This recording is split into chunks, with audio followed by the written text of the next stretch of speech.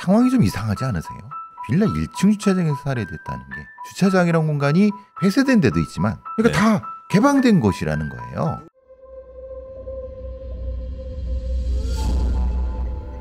딸랑딸랑 울리던 방울. 그날 새벽 빌라 주차장 쪽에서 들렸던 방울 소리. 그걸 들은 주민은 방울 소리를 잊을 수 없다고 했습니다. 깨림칙한 소리가 들린 그곳에서 얼마 뒤 사람 시체가 나왔기 때문입니다. 2020년 6월 13일 새벽, 비가 내려 땅을 흠뻑 적시던 날, 대구 달서구의 한 주택가 빌라 1층. 모두가 잠든 그 시간에 계단실 뒤쪽 주차장에서 끔찍한 것을 마주하게 됐습니다. 그것은 어둠 속에서 발견된 누군가의 싸늘한 주검이었습니다. 사망한 여성은 아디다스 점퍼를 입고 있었고 팬티와 반바지가 무릎 아래까지 벗겨진 상태였습니다. 사체를 자세히 살펴본 경찰은 곧바로 심상치 않은 흔적들을 발견했습니다. 사망한 여성의 목 부위에 누군가 날카로운 흉기로 찌른 듯한 상흔이 여러 개 보였던 것입니다. 목 우측 앞쪽, 목 좌측, 목 뒤쪽 등 다수의 손상과 자창이 발견됐습니다. 사망한 여성은 73살의 이씨. 발견된 곳은 피해자가 거주하던 빌라의 1층 주차장. 이씨는 자기 집 주차장에서 끔찍하게 생을 마감한 것입니다. 팬티와 반바지가 흘러내린 상태로 보아 성폭행을 의심할 수 있는 상황. 사망 추정 시간은 발견일 새벽 2시 전후. 차계식은 그의 곁에는 검은색 비닐봉지, 양팔인 과자 봉지, 그리고 음료수 병이 나뒹굴고 있었습니다. 비가 내리는 새벽에 그녀는 왜 그 시간 그 장소에 있었던 것일까? 과자 봉지와 음료수 병이 의미하는 것은 무엇일까? 그때 국과수에서 이 씨의 부검 결과가 도착했습니다. 이 씨의 사망은 경부 압박 질식사 및 경부 다발성 좌절창에 의한 것으로 추정됩니다. 즉 피해자는 목이 졸리고 여러 차례 흉기에 찔린 끝에 사망한 것입니다. 칼에 찔린 것뿐만 아니라 누군가에게 목을 졸렸다는 부검 결과가 나왔습니다. 피해자는 흉기에 찔리기 전 이미 목이 졸린 상태였던 것으로 보였습니다. 목이 졸린 후 피해자는 목 전면 우측에 길이 약 2.2cm의 날카로운 자창 하나, 목뼈 3, 4, 5번에는 예기에 의한 다수의 손상을 입었고 목 좌측에는 길이 5.5cm의 자창도 발견되었습니다. 그리고 그것과 이어진 목 뒤쪽 왼편에 2.3cm의 깊은 자창이 또 하나 발견되어 무수히 많은 손상이 있었던 상황. 단지 찔렸다는 표현만으로는 설명할 수 없는 수준의 여러 차례 집요한 공격이 일어났을 듯한 정황이 드러난 것입니다. 뿐만 아니라 정밀 검사 결과 피해자의 양쪽 유두에서 타액이 검출되었고 외음부에서 다수의 피내출혈과 국소 열창이 발견됐습니다. 누군가와의 성적 접촉이 있었던 것으로 추정되는 결과라고 할 수 있습니다. 누군가 한밤중에 어둠 속에서 73살의 노인을 상대로 무자비한 폭력과 성적 가해를 동시에 가했습니다. 갑작스럽게 끊긴 그녀의 새벽. 문제는 사망 추정 시간인 그 새벽 2시에 주차장 근처에 거주하던 주민이 들었던 소리였습니다. 딸랑딸랑 방울 소리가 살인사건 현장에 울리고 있었다는 것입니다.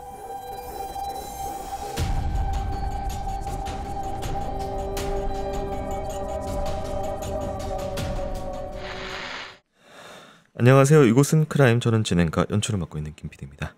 날카롭고 정확한 분석으로 대한민국의 정의를 세우고 계시는 배상훈 프로파일러님 모십니다. 예, 안녕하세요. 배상훈입니다. 반갑습니다. 네, 반갑습니다.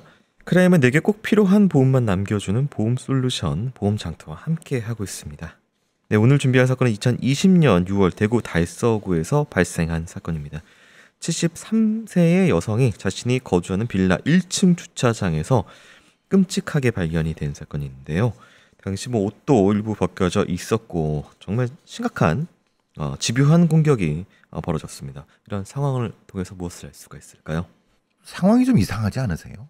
자기가 거주하는 빌라에서 살해된 모르는데 빌라 1층 주차장에서 살해됐다는 게 주차장이라는 공간 선택이 좀 특이했던 것 같습니다. 그렇죠. 네. 근데 옷이 벗겨져 있었어요. 이게 그럼 성범죄 사건입니까? 그러기엔 좀 너무 애매해.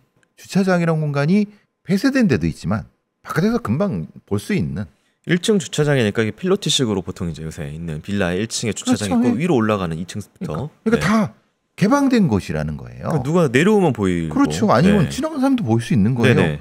더 이상한 건 이 과자 봉지나 이런 것들이 막 있어요. 그럼 이 얘기는 뭐예요? 집에 올라가다가 누군가한테 습격을 받았을 것이 맞다. 그런데 문제는 이게 목 부위의 흉기예요. 근데 더욱 문제는 뭐냐면 목을 졸렸다는 거예요. 네. 아니 목을 조르고 목 부위에 자창과 그걸 목의 앞쪽 뒤쪽 이걸 다? 그럼 이 상충되는 이 세 가지는 도대체 무엇을 얘기를 하는 거야? 근데 국가수의 부검이는 정 엉뚱한 소리를 내는 거예요. 그게 아니라 사실은 목을 먼저 졸렸다는 거잖아요. 그러니까 부검 감정서에 의하면 경부 압박 질식의 기전이 예기에 의한 경부 손상보다 시간상 우선하여 발생하였을 것으로 보인다라고 기재돼 있습니다. 그럼 어떻게 죽였다는 거예요? 목을 졸리고 흉기에 찔려서 사망했다는 건데 목을 찔려 죽였다는 거예요? 아니면 칼로 찔려 죽었다는 거예요? 질식이라고 돼 있기 때문에 이게 그러니까 네. 질식에 기전이 보였다는 것은 네. 질식으로 죽었다는 거예요. 네. 우리가 질식을 하다가 풀려서 칼에 맞아 죽었다고 하면 질식은 의미가 없죠. 그 다음에 칼에 맞아 죽었다고 하죠. 제가 이거 계속 왜 이 말씀 드리냐면 죽은 상태에서 성범죄를 하려고 한 거야? 아니면 성범죄를 하는 과정에서 죽인 거야? 이게 지금 두세 가지가 지금 섞여 있는 현장 판단이에요. 그러니까 이게 지금 범행 목적과 동기와 관련이 있어서 성인지 아닌지. 네. 그리고 그건 범인과의 관계성. 네. 그 다음에 범인의 동기 이런 것들이 연결되는 것이고 이 얘기가 설명이 안 되면은 이건 범인 설정도 이거는 혼동이 갈 수밖에 없어요. 장소가 조금 힌트가 될 수가 있을까요? 그러니까 장소가 어쨌든 전혀 외딴 곳은 아니고 피해자와 관련 있는 곳이고 일단 첫 번째. 늘 다니는 곳이죠. 네. 네. 두 번째 그리고 야외라는 부분에 있어서 피해자 양쪽 유두에서 타액이 검출됐고 외음부에서 피내 출혈, 국소 열창이 발견됐다는 건 뭔가 이제 성적인 그런 부분이 암시하는 것인데 암시하는 걸까요? 네. 아니면 그게 스테이징일까요? 성범죄로 인한 것을 스테이징까지 한다. 그렇죠. 네. 그러니까 말하자면 이런 네. 거죠. 실제로는 성 때문에 그런 거야 라고 유도하려고 했을까? 그럴 수도 있을 거라는 생각이 들어요. 왜냐하면 공간이 더 이상해요. 빌라 내에서 발견됐으면 이렇게까지 복잡하지 않았을 텐데. 그렇죠. 네, 야외 1층이기 때문에. 근데 야외 1층에서 이걸 이렇게 강간범이 이렇게 해요? 그럼 강간을 하겠지. 근데 이건 강간이 이루어진 것도 아니에요. 강간 미수예요, 정확히 말하면. 이게 뭐야 도대체? 자, 과연 그날 무슨 일이 벌어졌던 것인지 경찰은 주변을 탐문하기 시작했는데요. 이후 수사 상황 듣고 오도록 하겠습니다.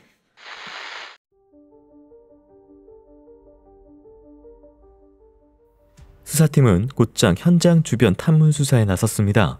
그리고 옆 건물에 거주하던 한 이웃 주민이 수사에 결정적인 이야기 하나를 털어놨습니다. 새벽에 어떤 여자가 목을 졸린 사람처럼 숨이 가쁜 듯이 말하는 걸 들었어요. 공원으로 가자, 나를 죽이려고 하냐? 이런 얘기들이었어요. 그리고 이후에는 딸랑딸랑 하는 방울 소리를 들었습니다. 이웃 주민이 여자의 목소리와 방울 소리를 들었다는 시각은 6월 13일 새벽 1시 30분에서 2시 사이, 그리고 불과 5분 뒤 그는 빌라 주차장을 나서는 한 남성의 모습을 목격했다고 했습니다. 이후에는 여성은 못 봤고 혼자 나가는 남성을 봤어요. 젊지는 않고 느낌상 60대? 그 정도 되어 보였어요. 한편 수사팀은 이 씨의 사체가 발견된 주차장 근처에서 수상한 것을 하나 발견했습니다.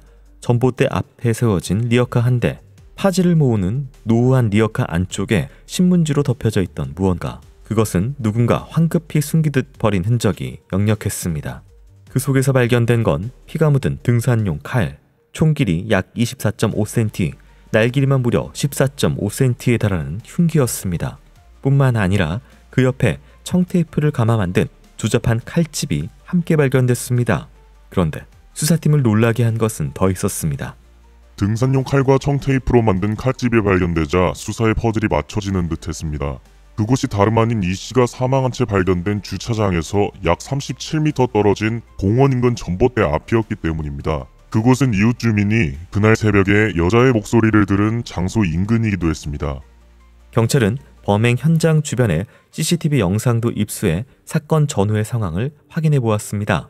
피해자가 숨진 2020년 6월 13일 새벽, 카메라에는 수상한 사람의 모습이 담겨 있었습니다. 01시 38분경 화면 속에 나타난 남녀, 파란색 우산을 든 남성이 여성과 함께 범행 현장 근처에 있는 어린이집을 지나는 모습이 포착되어 있었습니다. 그리고 그로부터 약 1시간 후인 새벽 2시 46분경 찍힌 CCTV 영상에는 공원 쪽에서 하얀 우산을 든 남성이 우산을 쓴 채 빌라 주차장 안으로 들어섰습니다. CCTV에 찍힌 이들은 누구일까? 영상 속 여성은 사망한 채 발견된 이 씨가 맞을까? CCTV 영상이 흐릿했지만 화면 속 여성이 손에 쥐고 있는 것과 입고 있는 옷은 확인할 수 있었습니다. 여성이 들고 있던 것은 검은색 비닐봉지였고 아디다스 점퍼를 착용하고 있었습니다. 사건 당일 현장에서 발견된 이 씨는 아디다스 점퍼를 착용하고 있었습니다. 심지어 사망한 이 씨 옆에는 검은색 비닐봉지, 양파링 과자봉지, 음료수병이 놓여 있었습니다. 영상 속 인물이 바로 피해자였음을 강하게 시사하고 있었습니다. 하지만 영상에는 이상한 점이 있었습니다. 01시 38분경 화면 속에 나타난 남자는 파란색 우산을 여자와 함께 쓰고 있었습니다. 1시간 후인 01시 46분경 나타난 남자는 하얀색 우산을 쓰고 혼자였습니다. 이 둘은 동일인일까? 파란 우산의 남자는 어디로 간 것일까? 그런데 추후 경찰이 현장을 수사했을 때 파란색 우산 하나가 범행 현장 벽에 세워져 있었습니다.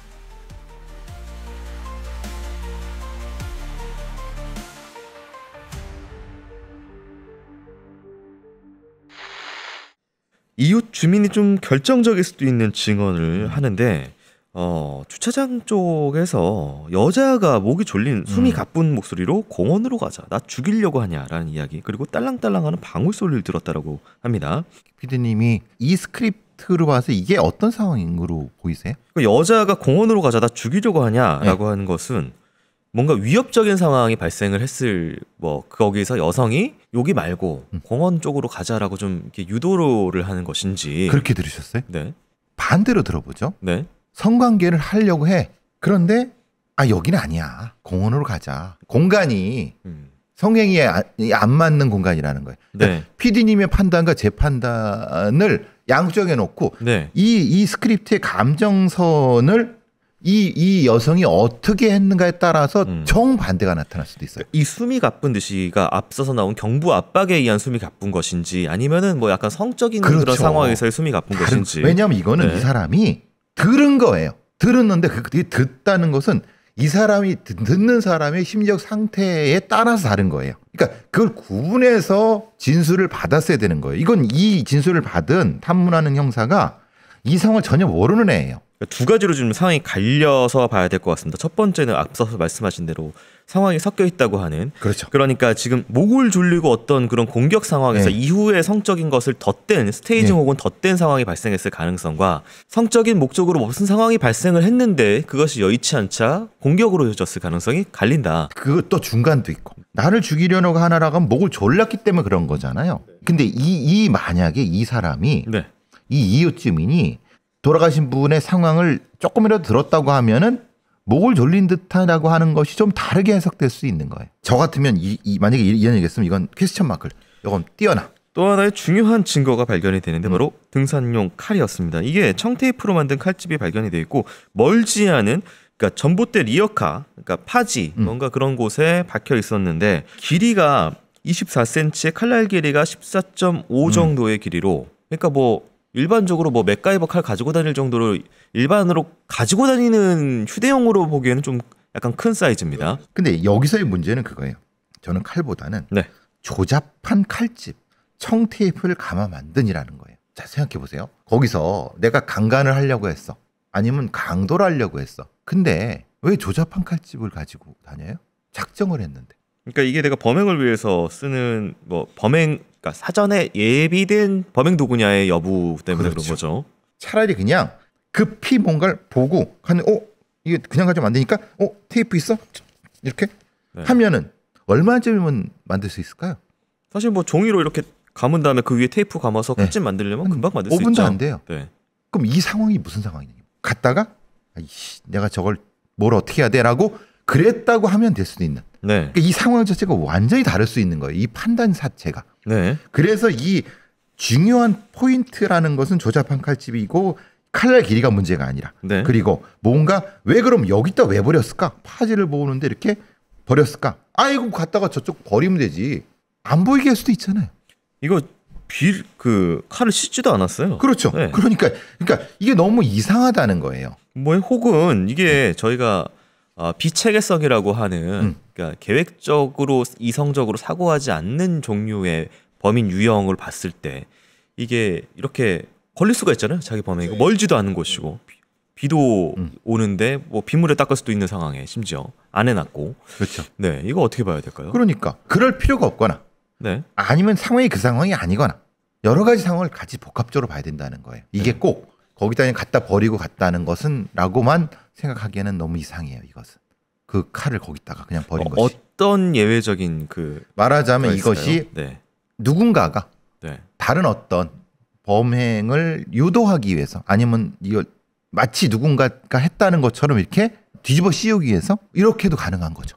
그러니까 범행을 알리기 위해서라는 건가요? 알리기 위해서. 네. 그러니까 전혀 다른 범행이 있을 수도 있다는 거예요. 제2의 범죄자가 있을 수도 있다는 거. 이거는 이게 너무 쉽게 단서들이 나와서 너무 쉽죠. 그 부분이 좀 의심스럽다고 말씀하시는 거고. 그렇죠. 예. CCTV가 하나 있었는데요. 파란 우산을 쓴 남녀가 있었건데 시간대가 그 소리를 들은 목격자의 시간대와 그 다음에 이제 같습니다. 남녀가 있었는데 남자만 나중에 이제 나오는 부분이 또 있었고요. 얼굴은 확인이 안 돼요. 네네. 여기서 지금 문제가 이게 야간이고 영상이 너무 흐릿해요.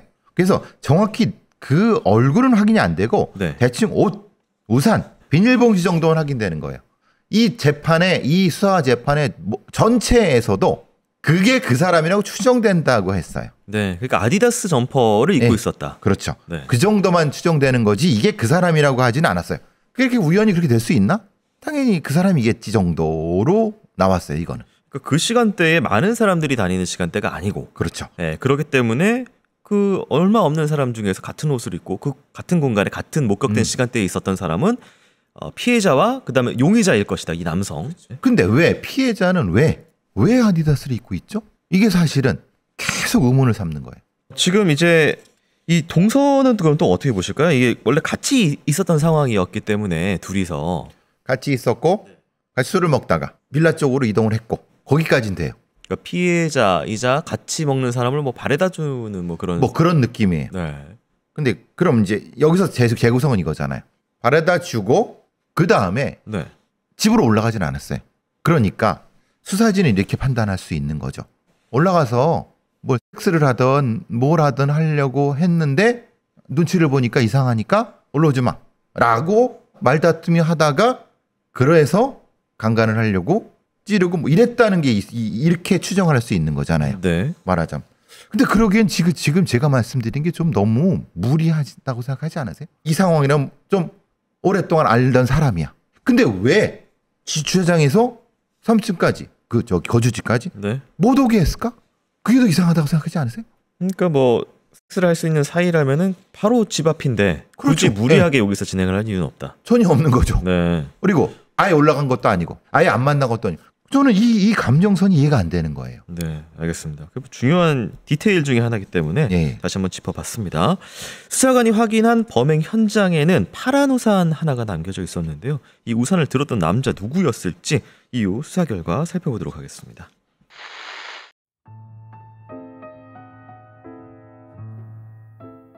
사건 현장 주차장 벽에 놓여 있는 우산은 01시 38분경 찍힌 영상에서 확인된 남성이 들고 있던 파란색 우산이었습니다.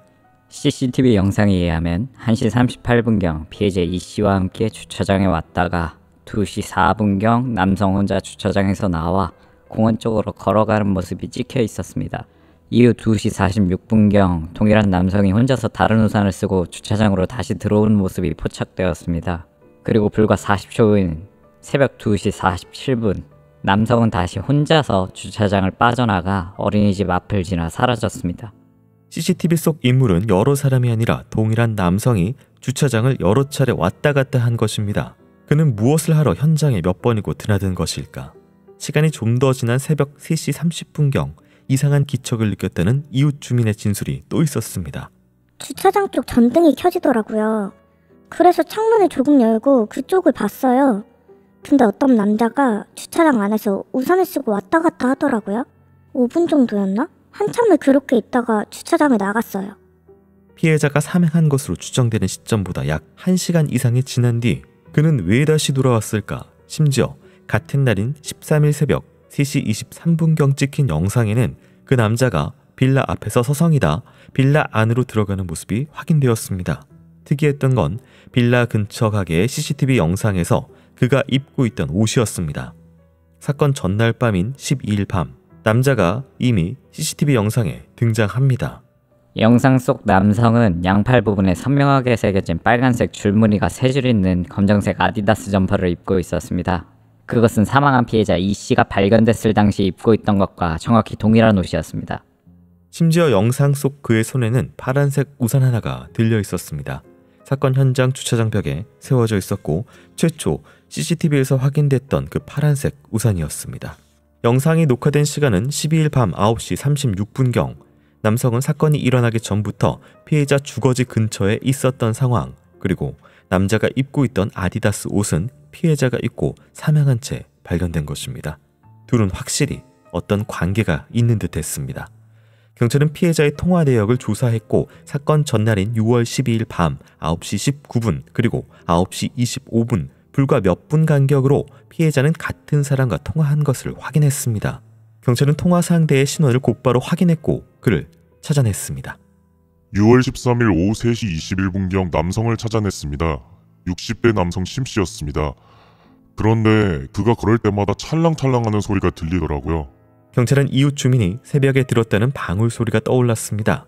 용의자의 오른쪽 허리띠에는 호각과 열쇠 뭉치가 달려 있었던 것입니다. 수사팀이 CCTV 속 영상을 다시 확인하자 영상 속 남성도 걸을 때마다 허리에서 반짝이는 금속 물체가 흔들리고 있었습니다.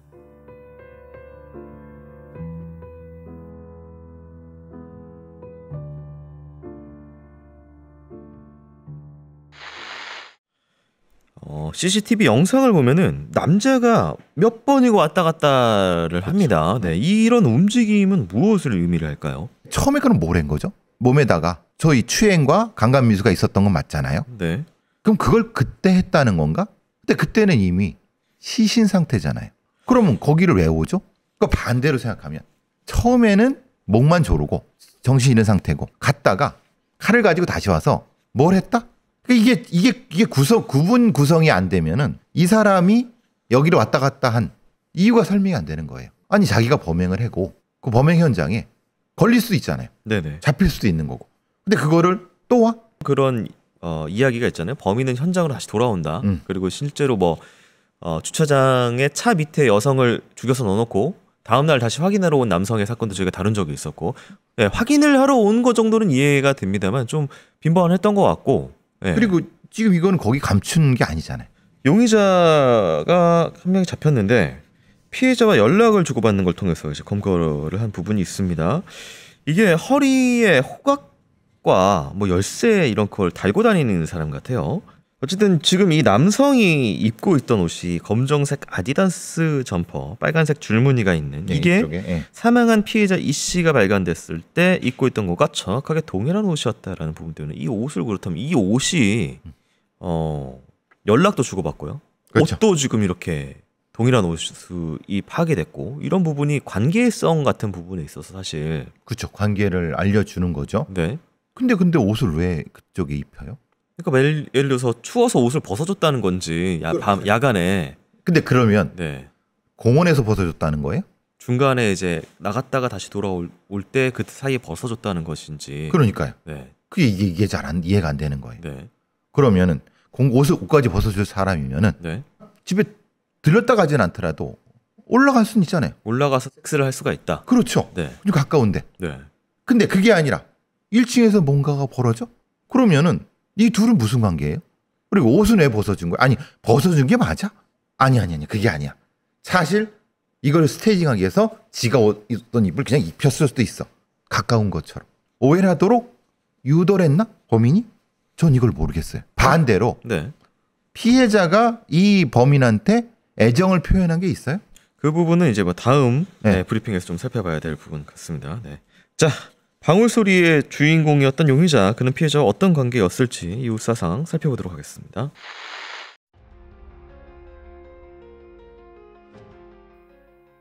사건의 실체가 하나둘 베일을 벗는 가운데 수사팀은 용의자 심 씨의 통신 기록까지 확인했습니다. 2020년 3월 27일경부터 같은 해 6월 12일경까지 3개월이라는 시간 동안 사망한 이 씨와 100통이 넘는 전화 기록이 남아 있었습니다. 그녀와 나는 수많은 대화가 있었는데 때론 짧고 애틋한 메시지도 있었습니다. 2020년 6월 7일 11시 5분경 하트. 같은 날 12시경에는 마늘 보는 일하세요 등의 문자 메시지를 주고받은 이력이 확인된 것입니다. 심 씨는 2019년 2월경부터 사망한 이 씨와 사귀던 사이라고 했습니다. 하지만 심 씨는 청각 지체 장애 중증인으로 동거녀와 같이 대구 달서구 빌라에 거주하고 있었습니다. 심지어 그는 강간치상, 특수강간, 폭행 등으로 실형을 포함한 여러 차례 처벌을 받아 약 28년간 복역한 전력이 있었습니다. 또한 사건 당시에는 특수상해죄로 인한 누범 기간 중이었습니다. 사건 전날인 12일 밤 9시 19분경 심 씨는 전화로 이 씨에게 이불을 주고 싶다고 하자 이 씨가 내가 사는 집으로 가지고 오라고 했고 둘은 만나기로 했습니다. 심 씨는 집으로 가서 이불을 가지고 9시 31분경 피해자 이 씨의 집으로 찾아갔습니다. 이 씨는 그 이불을 받아 집에 놓고 심 씨와 함께 외출했습니다. 당시 이 씨의 주거지 엘리베이터 내부 CCTV 영상에 의하면 심 씨는 빨간색 세 줄 줄무늬가 있는 검정색 아디다스 점퍼를 입고 있었고 손에는 파란색 우산을 들고 있었습니다. 둘이 공원에서 술을 좀 마시고 산책하고 나서 근처에서 술 마시고 헤어진 게 전부예요. 아무 일 없었어요. 제가 죽인 게 아니에요. 전 그날 새벽에 그 근처에도 가지 않았어요. 심 씨는 결백을 주장했습니다. 그는 정말 이 씨의 빌라에 가지 않았던 것일까? 13일 01시 41분경 CCTV에 포착된 심 씨는 이 씨와 빌라 앞에 도착하자 그녀의 팔을 잡아당기며 빌라 주차장 안으로 들어가는 모습이 확인되었습니다. 마찬가지로 그의 인상착의는 다른 CCTV 속 모습과 동일했습니다. 그가 걸어다닐 때 허리 부위에 반짝이는 금속 물체가 확인되는 것조차 일치했습니다. 심지어 범행 현장에서 채취한 이 씨의 오른손 손톱 밑과 손등, 손바닥 등에서 이 씨와 심 씨의 혼합 DNA형이 검출되었고 범행 현장에서 발견된 과자 봉지, 피해자가 입고 있던 아디다스 점퍼에도 피고인과 동일한 YSTR DNA형이 검출되었습니다. 또한 현장에서 발견된 피해자가 속옷과 바지가 내려간 채 발견됐기 때문에 범행 동기로 성폭행을 지적받자 심 씨는 이 역시 부인했습니다. 그러자 피고인은 이미 강간치상, 특수강간 등으로 여러 차례 처벌받은 자입니다. 피해자의 양쪽 유두에서 타액이 검출되었고 DNA 검사 결과 피고인의 것인 점, 피해자의 외음부에서 상처가 발견된 점 등을 고려할 때 피고인이 피해자를 강간하려고 시도한 것이 아닌가 하는 의심이 듭니다. 피해자가 피고인과의 성관계에 동의하였다면 피고인이 피해자를 살해할 이유조차 없습니다.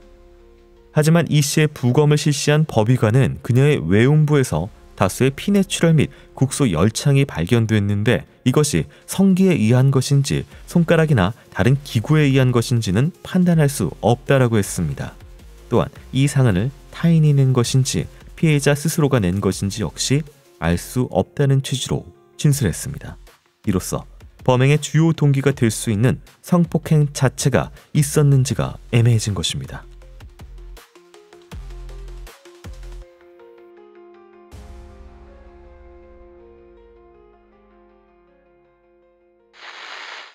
사건 현장에서 37m 떨어진 공원 리어카에서 이 등산용 칼과 칼집이 발견됐고요. 이 칼에서 묻어있던 피해자 혈액 관련돼서 확인이 됐습니다. DNA가. 그리고 이제 강간 관련된 전과가 이 사람이 좀 있었어요. 과거에 2018년 5월 18일 날 대구지방법원에서 특수상해죄 등으로 징역 1년 6개월을 선고받고 2019년 6월 9일 포항교도소에서 형 집행 종료를 받은 그런 부분이 있습니다. 성관계 동의 여부, 그리고 이제 성관계를 했는지 안 했는지, 손가락으로 했는지, 뭐 성기삽입인지, 뭐 등등 뭐 여러 가지 이게 주장이 맞붙고 있는 상황이어서 이게 물론 범행 동기랑도 저희가 결정적으로 관련이 있다라고 보고 있는 부분이죠. 일단 팩트부터 확인해 보면은 그 칼로 피해자를 죽인 건 맞아요. 거기에 피고인의 혈액형 그 DNA도 있어요. 혼합 DNA가. 그러니까 이놈은 이 칼로 피해자를 공격한 게 맞아요. 그런데 여기서 헷갈리는 거는 피해자를 목을 졸랐어요. 명확히 근데 이 부검상으론 목을 조른 게 먼저라고 했어요. 그럼 질식을 조금 하고 말았다는 거예요. 그러면은 그때가 뭔가 강간이나 뭔가 있었던 것이 맞는데 그럼 그 다음에는 왜 찌른 거예요? 왜 이렇게 심각하게 막 목을 찌르고 죽인 거예요? 그러니까 이게 두 개가 지금 나타나는 거예요. 두 개의 행동이 나눠져 있어요. 근데 가장 제가 이 사건에서 가장 문제가 부검이가 이렇게 얘기를 한 거예요. 이게 강간인지 아닌지 또 되게 웃긴 거는 피해자가 네. 스스로 자기의 성기에 이 상처를 냈을 수 있다는 거예요. 그게 무슨 얘기를 하는 거예요, 도대체 이게? 그러니까 이 상처가 날 수 있는 다양한 원인들 중에 하나가 예시 중에 하나가 성기 아니면 손가락 여러 가지가 있는데 그 손가락은 뭐 누구 손가락을 사용하든 이런 상처는 날 수가 있다. 네. 상황과 별개로 이렇게 얘기를 한 것 같아요. 여자 피해자가 자기 성기를 자기 손으로 일했다는 거예요. 그 상황에서 지하 1층, 그러니까 쥐상 1층 사람 다니는 곳에서 그랬을까? 이건 사실 발생할 수가 없는 일이죠. 없는데 상식적으로. 그냥 네. 가능성만 넣었는데 네네네. 이걸 왜 썼는지 모르겠어요. 삽입성 강간은 아닐 수도 있다는 것에 대한 그 근거로 부검이가 그냥 툭 써놓은 아니 그 피해자의 손가락도 가능하지라고 한 것을 판사가 그래. 그러니까 범인이라고 확정할 수 없다라고 판단하게 되는. 그렇죠. 네. 이게 맞나? 이렇게 판단하는 게 맞나? 상식적이진 않죠 보통. 네. 네. 근데 그래서 이제 역으로 보는 거예요. 그럼 이 둘은 무슨 관계냐 이 말이에요. 지금 이게 판결문의 그 통신기록 관련돼서는 전화기록, 100통이 넘는 전화기록, 그 다음에 뭐 문자 등등이 확인됐다라고 기재되어 있습니다. 내연관계라고 쓰여져 있고요. 내연관계라고 했는데 네. 문제는 이 피고인이 네. 피해자한테 보낸 하트하고 네. 많은 벌은 일하세요라고 하는 형태이지 네. 이 반대로 피해자가 피고인한테 뭘 했는지가 여기는 명확히 판결문도 없어요. 사실 이게 저희가 통신기록을 본다면 확실하겠지만은 그렇죠, 예. 제 판결문 상에는 없어서 이게 일방적으로 이제 좋아한 건지 가해자가 그거가 확인이 정확하게 안 되네요. 안 되는데 네. 제가 좀 의심하는 거는 왜 이 범인은 사실은 동거녀가 따로 있었어요. 네. 이 피해자한테도 이런 행위를 한 거예요. 그런데 이게 진짜 정확히 맞나? 이거는 정확히 어떤 근거로 내연녀고 있는지 저는 모르겠어요. 물론 네. 호감을 가졌을 수는 있어요. 네. 그 피해자가. 네. 그렇지만은 이거를 그냥 내연녀라고 확정한다? 이거는 사실은 저는 너무 오바라고 봐요. 이게 범행 여부를 떠나서 네. 이거는 너무 오해를 일으킬 수 있는 저는 판결문이라고 보고 네. 그게 정확히 구분이 안 되면은 이렇게 주차장에서 왜 3층에 안 올라갔느냐? 거기서 뭔가가 있었기 때문에 뭔가 공격행위가 있었지라는 설명이 안 된다는 거예요. 저희가 유일하게 지금 이 사건에서 이상하게 보고 있는 장소라는 그렇죠. 그리고 예. 그러니까 성관계가 일어날 수 없는 공간에서 내연관계의 사람하고 이렇게 억지로 강제된 성관계가 진행되다가 조금 이런 식으로 좀 느껴지기 때문에 그렇죠. 예. 그렇다면 이 관계 자체가 내연관계가 맞느냐라는 의문이 당연히 드는 의문이 거고요. 드는 거고 네. 다시 말씀드리면 이 범인이 행동을 두 가지래요. 네. 목을 조르는 것과 칼로 찌르는 두 가지래요. 그런데 칼로 찌르는 건 너무 조잡한 칼을 왔다. 근데 그리고 하필 또 그걸 몇 번 왔다 갔다를 해요. 그러면 합리적으로 생각해 보면 전 이렇게 생각해 보세요. 처음에 목을 졸라 죽인 다음에 뭔가 뭘 하려고 하다가 강간을 하려고 하다가 그거 안 되니까 뭔가 다시 이제 이 상황에서 뭐 칼을 가져와서 뭘 하는 과정에서 이 성관계를 했다는 것 쪽으로 스테이징을 했을 수도 있겠다라는 것으로 생각해 볼 수 있지 않을까? 근데 이제 사실 이제 이 과학 수사가 있는 2020 최근의 사건이기 때문에 네.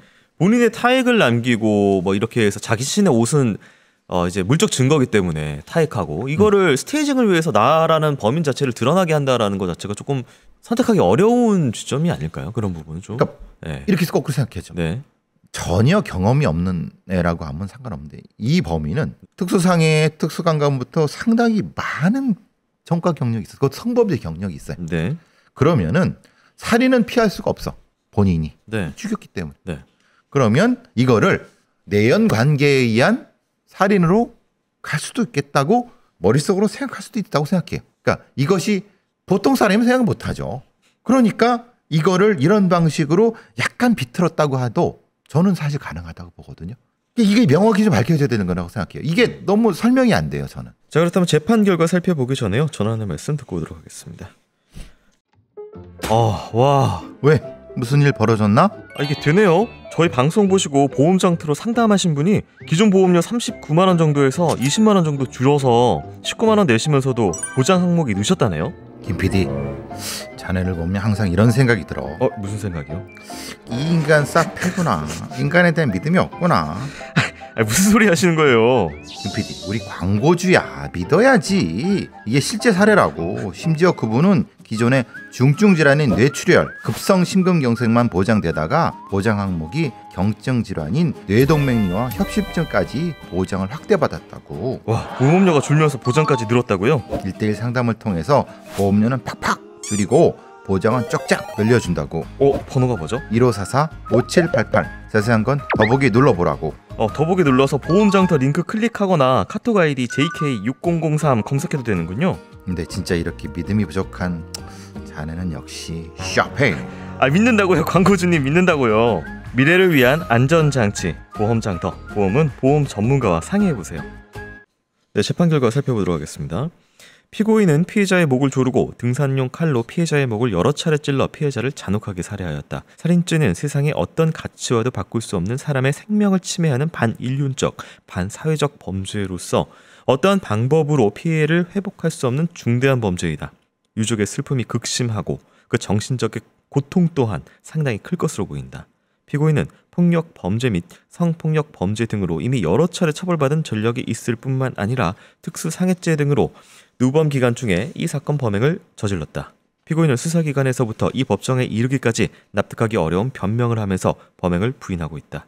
위와 같은 정상들과 피고인의 나이, 성행, 환경, 범행의 동기, 경위, 수단의 결과, 범행 후의 정황, 기타 이 사건 기록과 변론에 나타난 양형 조건에 되는 모든 사정을 종합적으로 고려하여 주문과 같이 형을 정한다.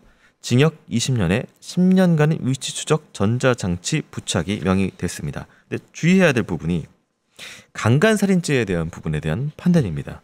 피해자의 양쪽 유두에서 피고인의 타액이 검출된 점, 피해자의 속옷과 바지가 무릎까지 내려온 점, 피해자의 외음부에서 상처가 발견된 점 등을 고려할 때 피고인이 피해자를 강간하려고 시도한 것이 아닌가 하는 의심이 들기는 한다. 그러나 이 법원이 적법하게 채택하고 조사한 증거들, 검사가 제출한 증거들만으로 피고인이 피해자를 강간하려고 시도했다고 인정하기에 부족하고 달리 이를 인정할 만한 증거가 없다. 그래서 강간살인죄에 관련된 부분은 무죄가 나옵니다. 네. 그러니까 이제 이거는 만약에 강간살인이면은 무기징역이죠. 네. 사형까지는 아니어도. 근데 이거는 일반 살인이에요. 네. 이게 이제 양형 조건에서 일반 살인 조건은 실제로는 15년에 있으면 사입니다. 그러니까 사실 저는 이게 계속 이해가 안 되는 것은 이건 강간살인이 맞다. 근데 강간살인을 피하게 된 이유가 아까 말씀드린 첫 번째, 둘 사이 관계에 대한 오해. 두 번째, 외음부에 있었던 상처에 대한 오해. 그러니까 부검이가 정확히 얘기해주지 않은, 모르는 거죠 사실은. 그러니까 이걸 명확히 하지 않고 분명히 강간이 시도된 게 맞잖아요. 삽입강간만 아니라는 거잖아요. 너무 수사가 부실한데. 저 일반적인 그 시민의 입장에서 보면은 일방적으로 좋아하는 그런 관계에 있어서 동거는 따로 있고, 근데 성행위까지는 아닌 상황인데 하고 싶은데 이 정도 내 옷도 벗어주고, 예를 들어서 야 우리 데이트도 한 거잖아, 심야에 한번 하자, 거부하니까 목 조르고 막 가슴 타액으로 묻히고 뭐 하려고 했는데도 거부하니까 결국은 목 졸라서 죽이게 되는 게 보이게 지식되고 확인 사살하기 위해서 목을 칼로 꺾어서 찔렀다. 근데 그 칼은 또 가져와서 했다. 네네. 가지고 단 게 아니다. 그렇게 재구성을 좀 보면은 좀 무리가 있을까요? 근데 네. 저는 그러면은 중간에 네. 너무 왔다 갔다 해. 그리고 네. 처음에 어떻게 죽인 거냐 이 말이지. 죽인 게 아니라 죽일 때까지 뭘 했냐 이 말이. 그리고 나서 분이 안 풀리니까 한참 뒤에 칼을 가지고 와서 또 아니죠, 그건 시체한테 한 거지. 그래서 제가 그게 걸린다는 거예요 계속. 그럼 두 번, 세 번째는 왜 왔냐 이 말이에요. 40분 뒤에 그냥 보려고, 확인하려고. 글쎄, 그건 또 이상해. 이게 설명이 안 돼. 그러니까 일반적으로 말씀하시는 그 부분은 그렇게 할 것 같아, 제가 봐도. 네. 근데 문제는 그러는데 그러면 강간살인이 맞는 거지. 네. 근데 강간살인은 빠져나갔네. 강간살인으로는 판단이 안 되는 상황입니다. 그렇죠. 여기에서 그럼 우리가 보지 못한 뭐가 있는 거지? 강간을 빼니까 지금 사건에 동기가 없어요. 없고 그냥 네. 그냥 죽인 거예요. 그냥 네. 우발적으로 죽인 거예요. 네. 그 현장을 거주하던 피해 진술에 당시 피해자가 뭐라 그랬냐면 기름 아끼고 좋다, 자주 씻어라, 필요한 거 없냐. 이게 무슨 의미일까요? 얼핏 듣기로는 뭐 안부 챙기는 것처럼 들립니다. 지금 이게 피해자가 범인한테 하는 얘기인데 그냥 그 조금 나이 많은 여자가 자기를 따라다니는 뭐 동생 챙기듯한. 네. 저는 이렇게 봤어요. 그러니까 저는 계속 의심되는 게 이게 그게 아니라는 거라는 생각이 들어요. 관계가. 네. 자, 그렇다면 지금 이 사건은 그냥 일반 살인으로 지금 20년이 선고되고 끝이 났는데 그냥 끝난 거예요. 네. 그걸로. 근데 저희가 이제 보기에도 관계성은 일단은 연인 관계 정도까지는 아닌 것 같다. 어느 정도의 서로의 마음인지 모르나. 그리고 뭔가 지금 가해자는 피해자에 대해서 무슨 생각을 했고 그렇죠. 분명히 성적인 게 포함이 된 그것이 구체적으로는 여기서 재구성은 안 되지만 그날 밤에 뭔가 그런 쪽으로 가려다가 갈등과 혹은 뭐 가해자의 마음에 안 드는 그런 거에 대해서 가해자가 뭔가를 했을 것이다. 그렇고 범죄 유연성 평가도 굉장히 높고 코라스 지평가가 17점입니다. 굉장히 높죠. 네. 그 다음에 대략 PCLR 부분도 상당히 높게 나왔어요. 네. 근데 하필 이게 계속 걸리는 게 왜 사건 현장의 재구성을 그냥 일반인 수준으로 했을까? 이해가 안 되는 부분이 너무 많아갖고 검사나 판사 뭐 수사관 입장에서는 뭐 어차피 뭐 살인죄니까 형량 받고 뭐 20년이면 됐지 뭐라고 그렇게 생각하실 수도 있겠지만은 제가 보기엔 왜 죽였지? 성범죄? 성적으로 가학성? 그리고 이 피해자를 어떻게 생각을 했지? 네. 이런 부분들 설명이 안 되면은 이거는 이런 놈들은 또 쉽게 나온다는 얘기예요. 네. 과거에 무슨 28년간의 옥살이를 한 사람인데 과거에도 자기보다 힘약한 여성들 상대로 이렇게 칼이나 쇠파이프 등 휘두르고 전처나 철을 상대로도 이렇게 휘두르고 이렇게 된 인물이라서 그렇죠. 이 표현이 그런 놈이에요. 네, 특수강간, 강간치상 이런 사람이라서 이날도 분명히 뭔가 그 성적이거나 힘약한 노인 그 여성 대상으로 뭔가 있긴 있었을 것이다. 그래야지 설명이 되는 거 아니에요? 네. 하지만 그렇게는 판단받지 않은 그렇죠. 재판 결과가 나왔습니다. 피해자분께서는 말 그대로 갑자기 예상치 못한 상황에서 목조름과 그다음에 칼로 인한 공격, 성적인 공격까지 좀 추정이 되는 상황에서 돌아가셨는데요. 완전히 비참하게 돌아가셨어요. 네, 공포 속에서 돌아가셨을 것으로 추정이 됩니다. 피해자분의 명복을 빕니다. 교수님 수고 많으셨습니다. 고맙습니다.